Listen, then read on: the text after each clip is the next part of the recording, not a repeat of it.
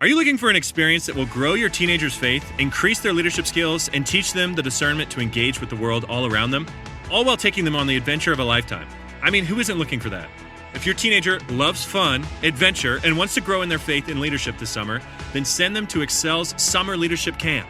Excel's Summer Leadership Camp is a 12-day experience for passionate young leaders looking to discover God's truth, to discern wisely, and live wholeheartedly. Your teenager will embark on a transformative journey in the Blue Ridge Mountains, where they'll build lasting friendships in the context of community, embark on thrilling adventures like camping, rock climbing, whitewater rafting, and they will receive expert training and certifications in categories like CPR and wilderness first aid. Each aspect of the camp is woven together to help them learn to discover truth, to discern wisely, and take godly action in the context of real-life situations. To learn more or begin an application, go to theexcelcamp.org. That's theexcelcamp.org. Hurry, because summer is just around the corner.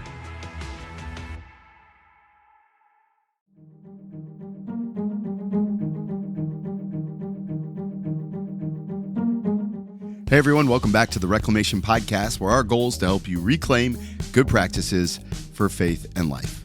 I'm Tony. I'm your host, and today is episode 144 of the podcast, where I sit down with mom and author Sonya Hunter. Sonya's got an incredible story to tell, and her new book is called Unsurvivable. In our conversation today, we talk about what it means to step out in faith and to see what God has taught you about pain and suffering and growth in the midst of all of it. She's got an incredible story and an incredible faith, and I think both are going to help you connect with God in a deeper way. We believe that through intentional conversation, we can help you, our listener, our family, unpack a deeper relationship with God. So hey, do me a favor, hit that subscribe button wherever you listen to podcasts. Leave us a rating or review, and maybe even share this episode with a friend. It goes a long way to spread the word about what God is doing. More than anything, I'm thankful to be with you on this journey. And now, without any further adu, here's my conversation with Sonya Hunter. Hey, everybody. Welcome back to the podcast. I'm excited today to have a new friend from Oklahoma, Sonya Hunter, with us. Sonya, thank you so much for being here today and sharing a little bit of your story. Thank you for having me here today. I'm excited. Yeah. And so we have a mutual friend, Trevor, and he was like, Tony, you've got to hear this story. It's amazing. And you've got a brand new resource out where you've documented your story, Unsurvivable. It seems like in this writing, you've really bared your soul. And I'm curious, now that it's out in the wilderness, what's it been like to see your soul on display? I said, it's funny because I told my husband not too long ago, I was like, it's kind of weird because I feel like everybody knows me so much more intimately now, on a personal level with everything I've gone through. But so it's kind of weird, but it's also really good because I know our story is a very touching story, and clearly you can see God all over our story as well. So yeah, and your kind of story, just to kind of set it up, and I'll let you take it from there. It looked like it was heading in one direction, right? Your husband was in the midst of a new career. Everything was changing. You were finally going to be able to stay at home with your two boys. And then I'm wondering if you might share a little bit about what happened after that. Yes. So yes, life was actually, it's funny because I can actually look back over all the years of my life and see how God literally set up the stage for everything that was about to happen in my life. And like you were saying, my husband had recently switched jobs to Burlington Northern Railroad and was a conductor making really good money. So we were able to really pay off a bunch of debt, kind of get out of debt. Everything was going great. Going to get to stay home with my two boys. And on May 19, 2006, my worst nightmare, of course, as a mother and a wife came true for me. My husband had a car accident that claimed his life, our 6-year-old son Adam's life, and left our 19-month-old Connor as a quadriplegic and needing a ventilator to help him breathe. So really tough. Not the way I expected my life at 29 years of age to go. So definitely a twist. And then, of course, it was very, Connor wasn't expected to survive through the night. which was really tough. I'll never forget getting to the hospital. He actually got airlifted to Dallas Children's Hospital, which is 2 hours from us. And I'll never forget the ICU attending doctor that night telling our whole family, y'all need to prepare your goodbyes, say your goodbyes to Connor, because his injuries are so severe that there's no way he's going to survive through the night. And, back then there wasn't social media. Really, you couldn't just jump on Facebook and get all these prayer requests, Sure. out there. So I'll never forget telling our whole family, that we need the whole world praying for Connor. And of course, back then you had to get emails going, make phone calls. Couldn't even text back then because, that was the flip phones where you had to do the numbers and it took you forever to text. But, so that, God's amazing. And I'll never know on this side of heaven how many people were truly praying for him to survive that night. And he did survive. So it was tough though, but. Yeah, it sounds heart-wrenching, like there's no other term for it. And I'm curious, that time of waiting in the hospital, that time of waiting to figure out what was going to happen with Connor. How did you stay both prayerful, hopeful, and yet, I mean, you must have been living in tremendous grief for your husband and Adam. Yes. What was that like? It's funny because it was hard to it's hard to even explain this, but it was really hard because I was having to be a mother and be there for Connor and trying to grieve Adam and trying to grieve Chris. And it was almost impossible, if that makes sense, to be able to handle all three at one time. And so there was times where I could only focus on just Connor and I had to push the other aside for the moment. So my grief really came in spurts throughout. And, I honestly, truly believe if I wouldn't have had the huge family support that I have and the friends that I have, the Christian family and Christian friend support, I truly don't know that I could have made it through, because can't tell you how many times my friends or my mom would just start whispering scripture in my ear every time bad news came in, or it looked like Connor was going to start crashing and not know if he was going to survive or not. It was those times whenever I feel like they were the ones standing in the gap, for me in prayer and just whispering in my ear the prayers and the scriptures to keep me going. Was there any particular scripture that you just when you think about that time period, you think, I love to share some good scripture for coping? Yes. So 2 of my favorite scriptures, and I really claimed them in the beginning. In fact, I tell people they can't have them. They're mine. I'm just joking though. But Isaiah 40:31, those who wait on the Lord will renew their strength, and they will mount up with wings like eagles, and they will run and not faint or grow weary. And that was really one that I cling to for me, because it was hard for me to stand up on my own 2 feet. It was hard for me to even think about moving forward with anything. So I felt like that one just gave me the power to know that God was there, and I was going to mount up on wings eventually and get past this. Because at that time I felt like I wasn't going to get past this. How was I going to survive this? It's kind of how I got the name Unsurvivable, because it wasn't just unsurvivable for Connor that he shouldn't have survived, but without the grace of God, I don't know how I would have survived either, because that really is an unsurvivable thing that I went through. I mean, it's crazy how horrible. I mean, it's hard to explain that to somebody. But the other scripture that I cling to is the Jeremiah 29:11. And that one I really claimed over Connor. For I know the plans I have for you, declares the Lord, plans to give you a future and a hope, prosper you and not harm you. And I really claimed that over Connor, prayed it daily over him. I mean, I felt like God was going to give him a future. So I didn't know what that future was going to be, didn't know what it was going to entail, but I just knew somehow we were going to have a future. And 15 and a half years later, we do. We still do. Oh, there's so much to cover in all of what you just said. I love it. I'm curious, what was your foundation like prior to this incident? I think there are probably a lot of people listening who are walking with Christ, but may not be walking very closely, right? They haven't had kind of that catalytic moment in your life, and honestly, we hope and pray that they don't.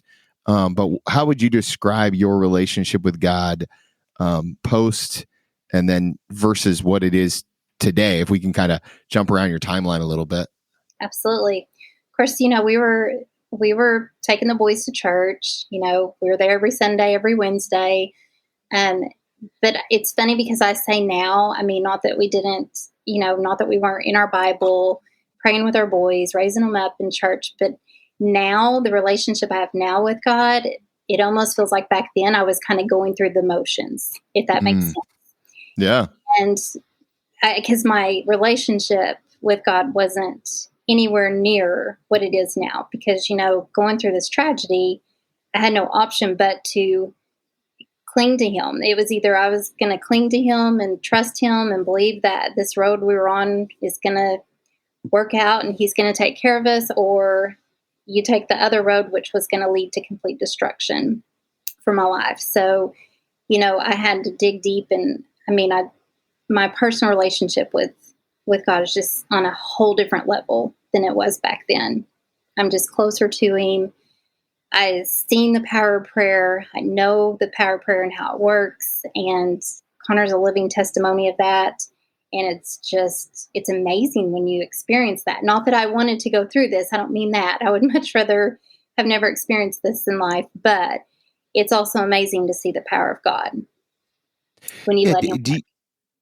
Do you think that, and this might be a tough question to even answer, but do you think that most of us don't see the power of God because we don't get to a place where we're utterly dependent? I mean, it feels like you were in this hole of awfulness and despair, in the sense of like you had no other choice. There was nothing left. Yeah. Do you think most of the people that you know today lack faith because of dependency, or you know what I'm trying to say there? Yeah, I do. I do. And, it's funny because I've had this conversation with my family a lot before, because, sometimes I feel like we put limits on God. And until, like you said, until you're in that position where you truly have no option but to trust him, I think we put limits. I think, we'll throw a prayer out there and be like, okay, God, I'm giving all this to you. I need you to fix this, help make this situation great. And then we immediately take it back and we try to fix it ourselves. Where in my life, I've noticed I've had to truly just give it over to him and walk away knowing he's going to take care of the situation. So I feel like sometimes we just lack that faith of, is God truly going to do this? Or, is he going to take care of me? I mean, I'll never forget when the accident happened, thinking, what am I going to do? How am I going to financially survive? Chris was the breadwinner. How am I going to do this on my own? Just everything. But it's amazing how I finally just gave it over to God, and literally every step of my path has been taken care of from beginning to now. And so I think that's part of it. I think, and it's hard because I always say this, we don't see the miracles, or we say we don't see the miracles like you see in the Old Testament days. And, I think part of that is, are we lacking the faith of seeing that kind of stuff? But then, or are our eyes being shut? Because when I look at, clearly I would love for Connor to be up, running, walking, back to normal, not having a spinal cord injury. But I know now too, as hard as that was in the beginning, because I knew God could reach down and just touch him and heal him immediately. He still can today. But I know that that's not God's plan at the moment. I'm not saying it might not be one day, but I think that's the other thing. We might get frustrated and be like, well, I'm praying for this. Why is this not happening?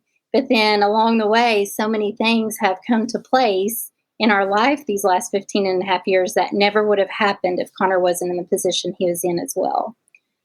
So.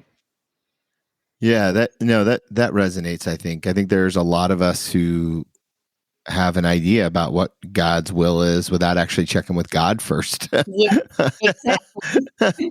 Exactly. um, I have to ask you. Eventually, you come home from the hospital with Connor, Yeah. who's now has suffered a spinal cord injury. Who's completely dependent, on you from what I can see on the outside, at least. Like I would imagine, you've got now a full-time mission in taking care of your son, and yet, you just buried your other son and husband. Um, Yeah. what's it like to be in your heart and mind in those early days of coming home with Connor? Man, it was really tough. So, like I said, we were in Dallas, so we were 2 hours from home. So really, I didn't come home because I didn't leave the hospital. I came home, of course, for the funerals and just a couple of times to get a few things from the house. But other than that, I really hadn't been home much to deal with coming back into my memories. And then, like you said, coming back home. So it was almost 3 months that we were in the hospital before we came home. Wow. And so coming back home to all my memories and this whole new life was really, really tough on me. And, I'll never forget a family member had let home health come in, and I was just sick to my stomach when I walked in Connor's room because he was still in a baby bed, and they had taken his baby bed down, put it in this hospital bed. Like his whole room didn't look like this little 19-month-old toddler little room. It looked like a hospital room. And I just remember, this is not going to work. I don't want this. It was the next day, I'm like, they need to come get the hospital bed. I'm going to just go buy a regular bed for not doing this because I didn't want that environment for him either. And so it was constant people in and out of our house, which was great because our church family was just embracing us in meals, making sure that they were here to help. We just need the house cleaned up or anything like that. But it was really tough because I almost kind of also needed a little bit of time to myself to kind of deal with it too. But then I didn't want to be by myself either. So it was a really hard transition coming home. It really was. And I had to grieve. Like I said, I was still having to grieve in spurts because physically and mentally, I could not grieve Chris and Adam at the same time. It was too much. It would just overwhelm me and crumble me. And then, like you said, taking care of Connor being on a ventilator, that's a 24-hour job. And, they had set up home health nursing, which I eventually had stopped because it was hard having strangers in my home as I'm trying to grieve and, navigate things and all that. And I had so much family support anyways. It wasn't like I didn't have help. So it just was really hard. Big transition. So I think that there's probably somebody listening who's in the middle of some really hard stuff. And I would guess that your season in the wilderness or your season of difficulty, that lasted a really long time. Yes. What wisdom would you give to someone who's in the thick of it right now? How did you survive? How would you tell them to survive what feels like an unsurvivable situation? My mom gave me some really good advice one time because, every time I would start to look into the future, I would panic. And that future might have just been tomorrow, not even 20 years from now. And my mom was like, tomorrow doesn't exist yet. We only have today. So don't even look at tomorrow because it's not even existing yet. And I think that is what really kind of woke me up and started helping me because I started just focusing on, can I get through today? All I have to do is get through today. And if I can get through today, then I can tackle tomorrow when it gets here. And so I think that's one of the biggest things is just trying to get through that day, get through one day. And then tomorrow you can focus again on the next day. And, you have to, I think the thing that helped me too was with Connor, I wanted a happy environment. So it helped me to not just be 100% depressed all the time because clearly I could have easily been that way. And so I wanted to make sure he wasn't depressed. So I would make sure that that my personality when I was around him was more upbeat. We were having fun. We were doing things, just trying to make it as happy as we could. And then I would escape off whenever I needed to have my moment that I needed to have. So it's tough. Well, yeah. What was that rhythm like? How often?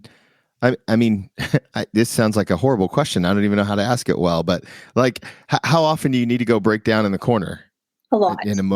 Yeah, I would imagine that's like is that like a twice a day, every day, every hour? Like there's a 10-minute, meltdown here that needed to happen. I mean, the amount of emotion just feels overwhelming to me. And I wasn't obviously even there. It was multiple times a day for quite a while. I mean, really for that whole first year. I mean, you think you've got all your first anniversaries, all your holidays, your first holidays without them, everything. I mean, it's so hard. And I can remember I didn't want anything moved, touched in Adam's room. I didn't want anybody in there. I was the only one that could go in there for a while. And I mean, I can remember just most of the times whenever I needed to escape, I would just go lay on his bed and just cry my heart out and find something that smelled like him. And numerous times that I walked into our walk-in closet and just buried my head into Chris's clothes, even just crying my eyes out. I mean, there's just no rhyme or reason. It comes over you like a tidal wave. I mean, like for instance, it might be someone coming to visit us and they had their kids with them, and I'm watching them up running around, which I loved because I love all my friends' kids. They're a huge part of me, but you just don't know how that's going to strike you when they come in too and you see that. So it was really hard. That the first year was really tough on me, trying to figure out how to transition this new life, grief, taking care of Connor, trying to keep him from being depressed. I mean, it was a really tough transition. But like I said, I'm surrounded by such a godly family and godly friends. My friends have never left my side. I have a great group of Christian friends. And I think and I've tried to push them away in the beginning because, you're just mad, you're angry, you go through so many emotions, and thank the good Lord, they constantly just kept coming right back. So.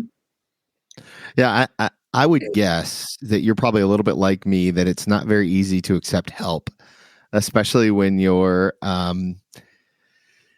feeling a little overwhelmed, right? When my life is the messiest is when I want to be alone, which I know is the enemy because we need community. You obviously had community.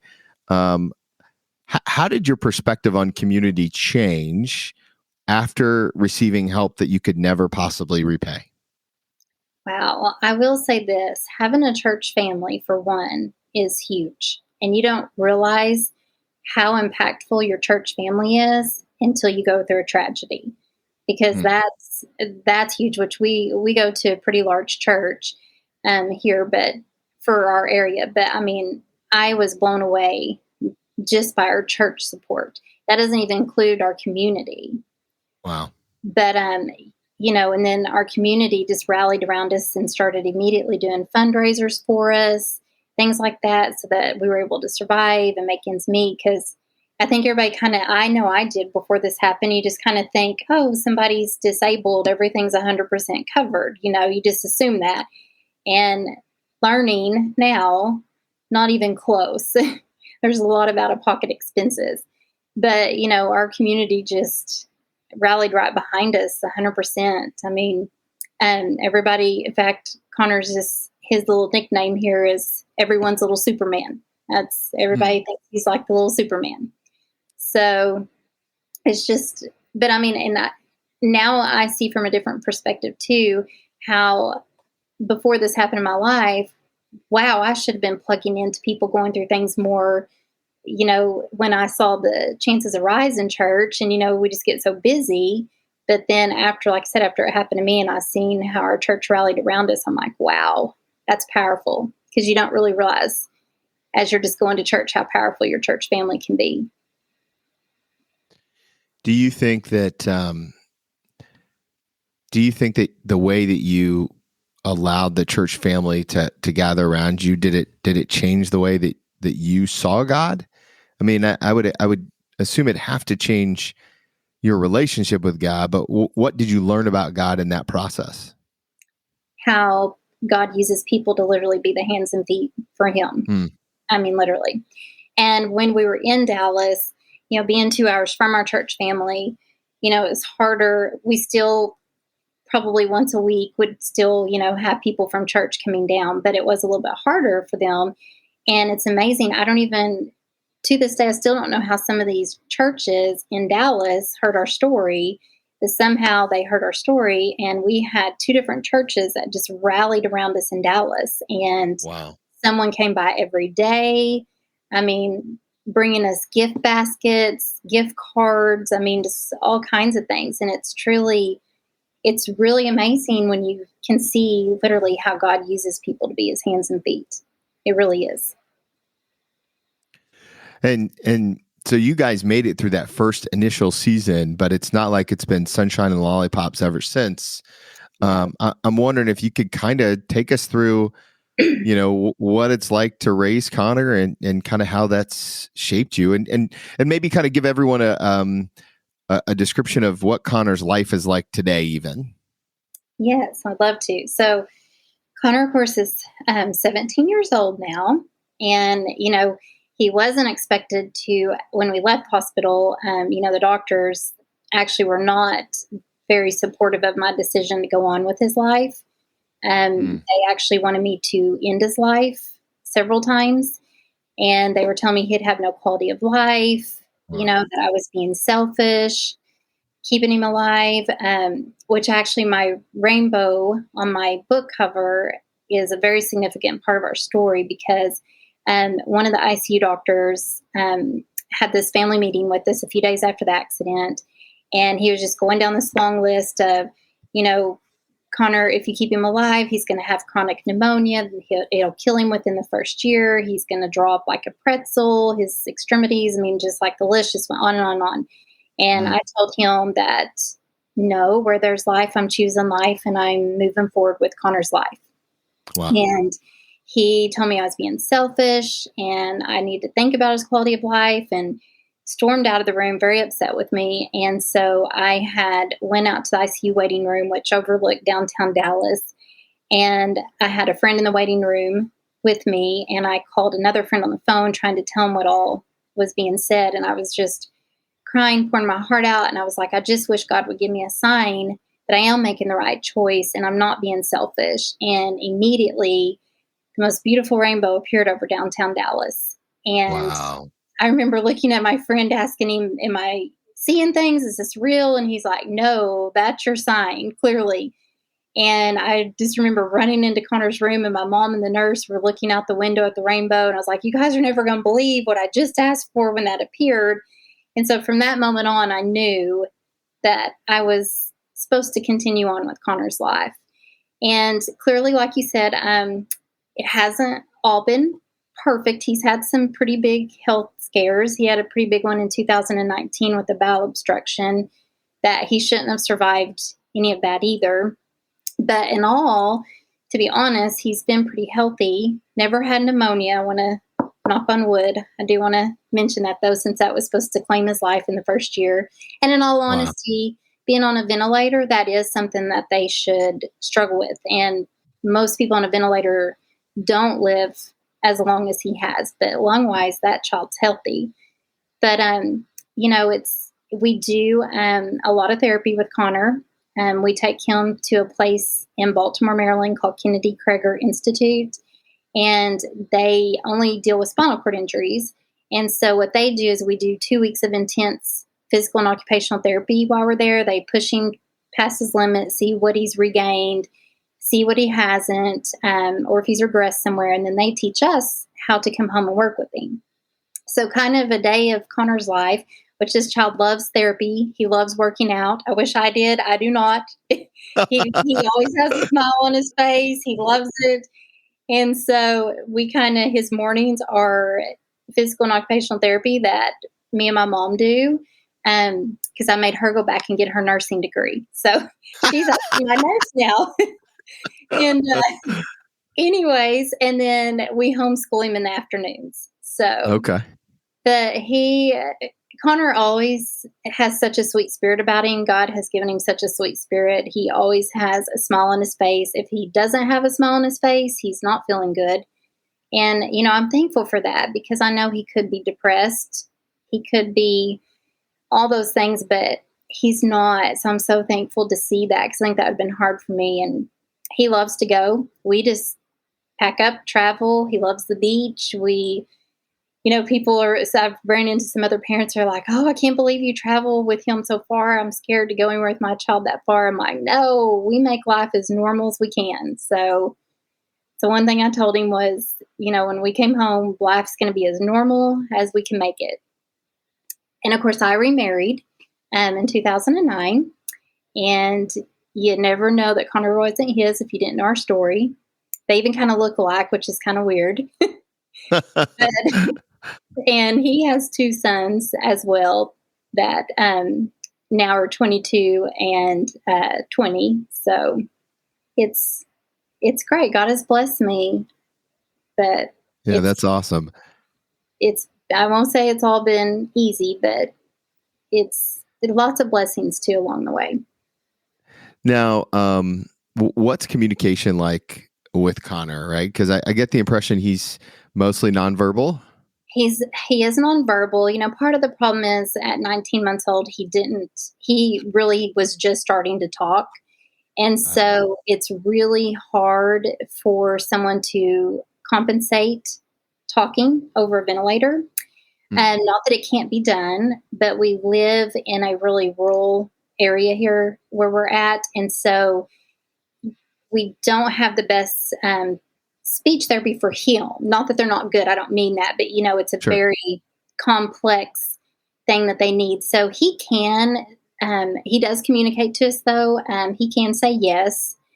And we do blinking. So he blinks twice for yes and blinks once for no is how we talk. And then with school, we use flashcards.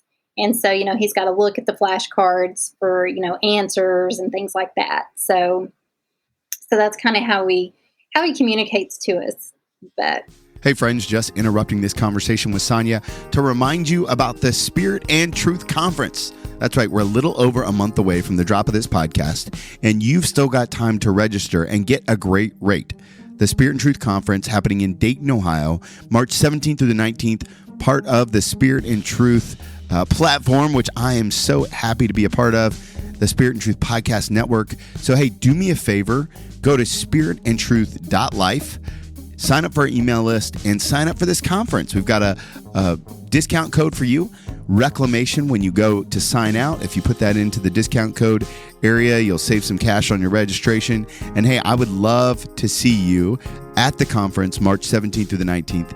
As a reminder, this is going to feel a little bit like a retreat. We're going to talk about faith-based stuff.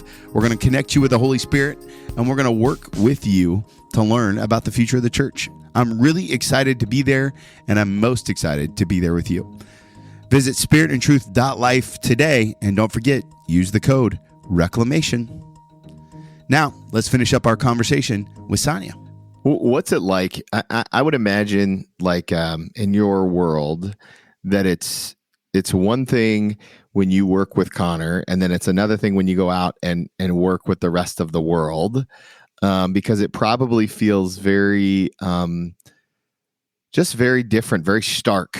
The contrast between you've got this loving boy who's dependent upon you, and you're fully in tune with him. You're talking to him. You're paying attention. Obviously, all of the things that go into good communication without words are there. Yeah. And then you get into I can imagine as you're putting this book together, you get into a publishing meeting and everyone's working on their computers and cell phones. And like, what's that like for you to live in such two different worlds? It is totally different. I will say that.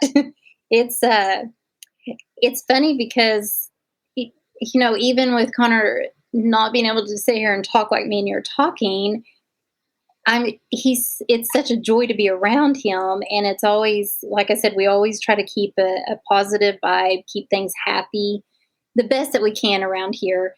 And then, yeah, you kind of go out in the world and it's like, oh, I kind of want to go back to my little home, my little hidey hole. That's all, how we have it. So it's totally different. It really is.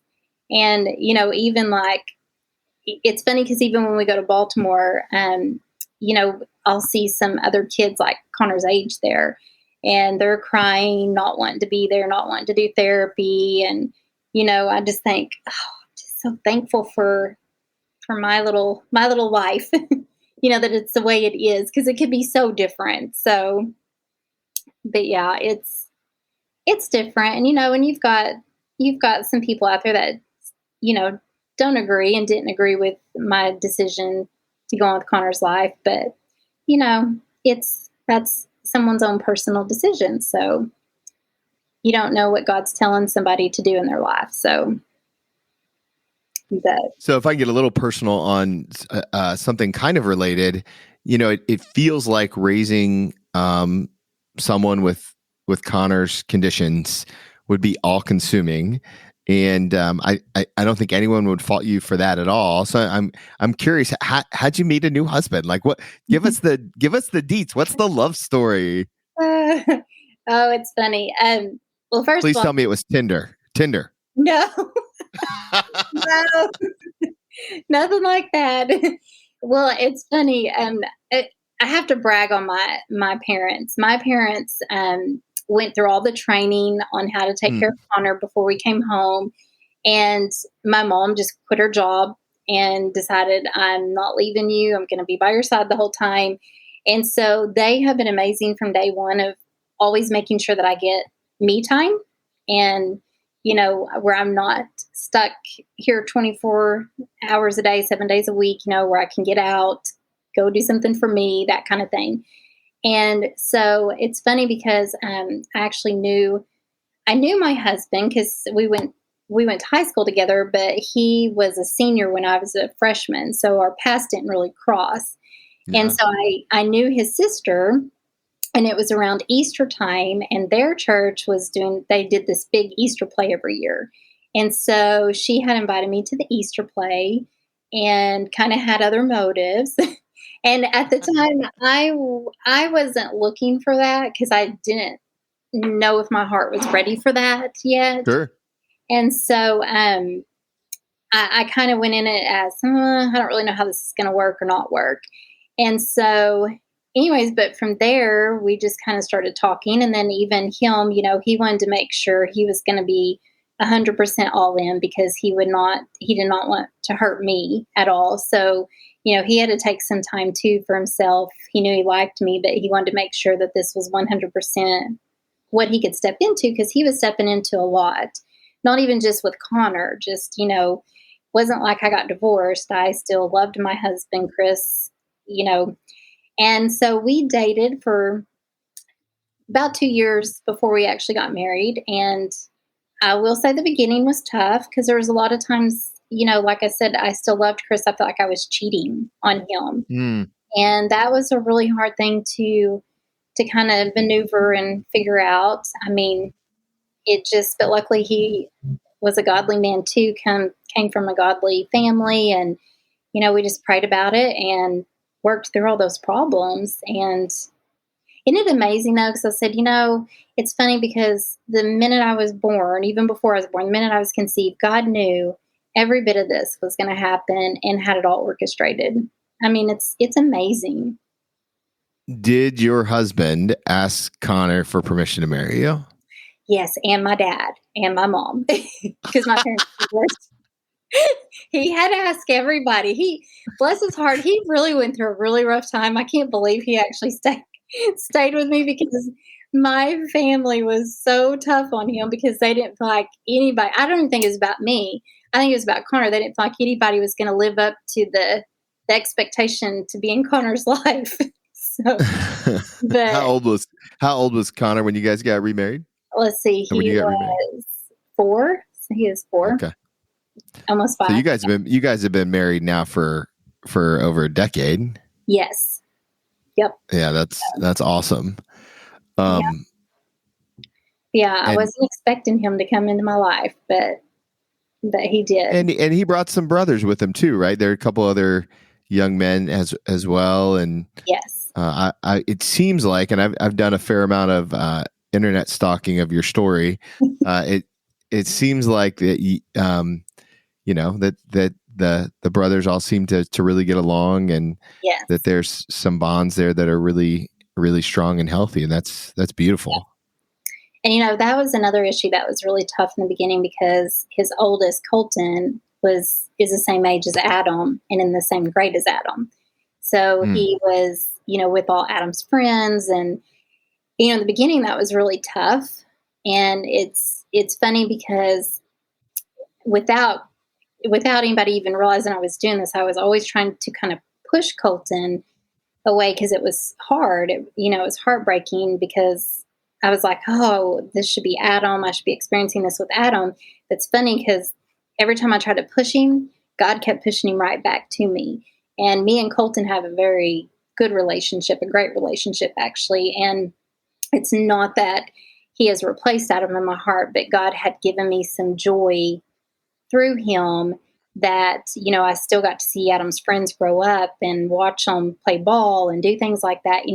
I still got to kind of be a part of all that I wouldn't have been otherwise. So that's amazing too, how God worked all that out, because there were several times in the beginning I'm like, I don't know if I can do this. It's going to be too hard. And God had a plan there too. So Yeah, I feel like God's given you a very big responsibility of stewarding this story. And because it's not just your story, it's Connor's story too, but it's also your husband's story and Adam's story, and all the different characters, Colton and Chris and all, your mom, and like this isn't just about you. no. What was it like to write this out? Because writing a book is like it's a whole nother process, right? It's painful, it's Yes. What was it like to write it, and then what was it like to share it with all those other characters? Because obviously, this is your version of the story. Yes. It was tough. And it's funny because God had placed it on my heart a few years ago. He wanted me to write a book. And I kept pushing it off. No, I'm not an author. I can't write a book. English was not my favorite subject in school. I'm not a writer. And so, and plus two, I knew I was going to have to dig deep and relive some really hard times in my life. And so I just kind of kept pushing it off. But of course, God kept pushing it back on me. And then, of course, COVID hit. And we're all kind of quarantining to our house. Even Colton's married now, but Colton was still living here and going to college and doing all that. And so we all had to just shut in because, nobody knows anything. And we knew we couldn't expose Connor to COVID.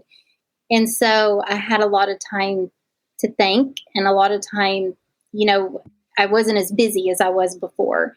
And so actually I used that time to sit down and just really dig deep and start writing. And it was tough, very tough, going through some of that beginning. But it's funny because I always have written Chris and Adam letters. I kind of felt like in the beginning that was kind of therapy for me. It's like I was talking to them. And my dad actually put up a mailbox at the cemetery because I'd take them out there and leave them for them. And so I'd always put them in baggies, though. So I had a bunch of those letters. So as I was going through those letters, that actually kind of helped me with the first part of my book. And I had to do it in spurts because, like I said, I would be reliving that whole beginning with digging deep to get down to my raw emotions. I mean, I would have to walk away for a few days, after starting it, just so that I could get back to myself and not be in a depressed mood. But it almost was therapeutic as well, though. I'll be honest. When I got done with it, I kind of felt like, I don't know, it just kind of felt therapeutic to me. And so, of course, I did make sure that all my family was really involved in it. And then, of course, me, my mom, and my sister and my husband all sat down for a solid week. And we just literally went through every chapter chapter, page by page, going through the whole book, making sure I wasn't forgetting something, because there was things that I did forget that they remembered that we threw back in the book. I mean, so it kind of was a family event at the end after I got all my thoughts wrote out and all that stuff. So, and there was a lot of things that they didn't realize, things that I've never told people of how I was feeling, or, what I was going through at that time. And it was kind of eye-opening to them, like, wow, we didn't even realize that at the time that, you felt that way, or, that kind of stuff. So it was an adventure. It's a beautiful, it's a beautiful picture of sharing your heart and soul with the people in your life. And I think that's a really important key to mental health. Are there any other practices that you do on a regular basis to help keep you in that positive, hopeful state of affairs? The big thing is just staying grounded in the Lord. It really is. He's really your strength. I did find early on that jogging was a big stress reliever for me too. But then I decided, it's too much work.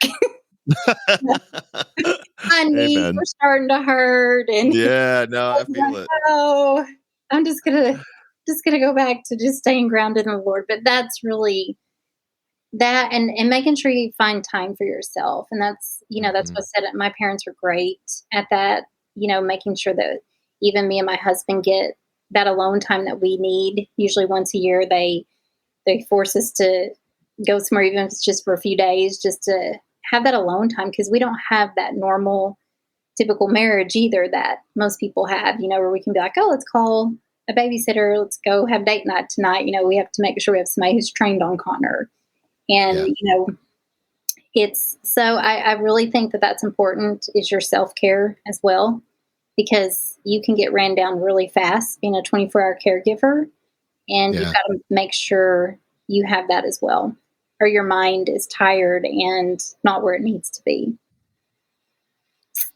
Good. I love that. I love that. But is there anything that you want to say about the book that maybe that we didn't cover? I want to give you kind of the last word before I ask my final question. I don't think so. That way I don't give it all away. I think we covered quite a bit, but it's truly a story that I feel like can just touch people's life. I feel like God can use it to show people that if you are in the midst of a tragedy, and it may not even be a tragedy like me, it could be, a divorce, or, loss of a job or something like that. But just to see that God is good, and He is there. And I always say, I didn't understand that picture of the footprints. When I was younger, I'm sure everybody's seen that, where it's only the one set of footprints. And I truly didn't get that. But now I truly get that I can't tell you how many times God has literally been carrying me because I couldn't walk at the moment. And, it's just, God is so good. I mean, He really is. Even if it's not what we think our life should be, because clearly this is not the life I thought that I would have. Sure. But, it's been a blessing in so many ways as well. Sure. I know my listeners are going to want to connect with you on the interwebs. Where is the best place to get all things Unsurvivable? So unsurvivablebook.com is the website, and there's a link there to buy the book. And then on social media, it is at Real Sonya Hunter. Awesome. And we'll link to all that in the show notes and make sure that everybody's connected through that way. And so the last question I always love to ask people, if you've listened to my podcast before, it's an advice question, except I get to name the day that you give yourself a piece of advice. And so I would like to take you back to the day before the car accident. And if you could go back and talk to that young Sonya there, what's the one thing that you would tell her? You're stronger than you think. Most definitely. Because there were so many days that I didn't feel like I was strong enough to survive what I was going through. And looking back, I know that I'm stronger than I ever thought I was. Amen. Amen. Sonya, thank you so much for being so vulnerable and generous today. Thank you for sharing your heart and for showing all of us what it means to be dependent on the Lord. Really appreciate it. Thank you. I really appreciate you having me on here. It means a lot. What a rich, deep, vulnerable conversation with Sonya. I love the way that she looks at life. And honestly, I love the way Connor looks at life. I think this is an incredible story, one that needs to be told again and again. Reminds us how important our faith is in the deepest, darkest days of our lives. So, hey, if you like this conversation, hit that subscribe button so you don't miss any future episodes. Also, leave a rating and review on iTunes and now on Spotify. So wherever you listen, take a moment, give us some feedback. I always read it myself. I'm so thankful for all the reviews. And hey, if you think that this episode will impact somebody else's life, do me a favor, share it with them. I think it's the best way to grow what God is doing here and to share Sonya's story. It's so big. So guys, thank you so much. And remember, if you want to follow Jesus, you must be willing to move.